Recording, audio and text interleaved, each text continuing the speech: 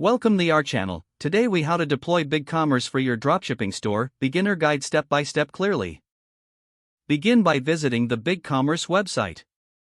Click on the Get Started button on the home page. Fill out the registration form with your email address, password, and store name.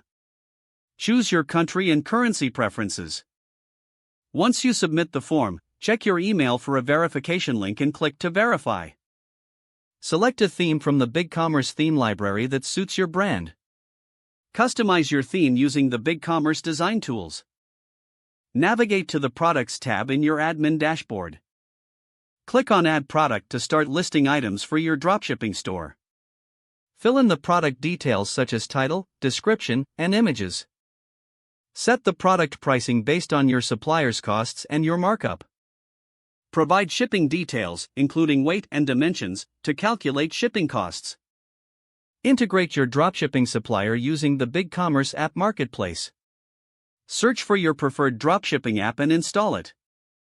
Connect your supplier account to pull in products automatically. Review the product listings to ensure accuracy and alignment with your brand. Configure your payment options in the store setup section. Select the payment gateways you want to offer your customers. Set up any necessary tax settings based on your location and target markets.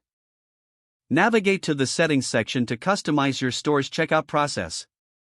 Review and adjust your store's shipping settings for better customer satisfaction. Test your website performance by visiting the front end as a customer.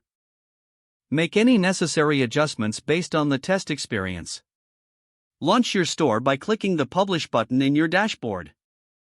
Monitor customer interactions and feedback after launch to improve the store. Regularly update your product offerings to keep your store fresh and relevant. Continue learning and adapting to optimize your dropshipping business. If the page does not load, refresh the browser or try again in a private or incognito window. Don't forget to like this video and subscribe to our channel for more step-by-step tech guides.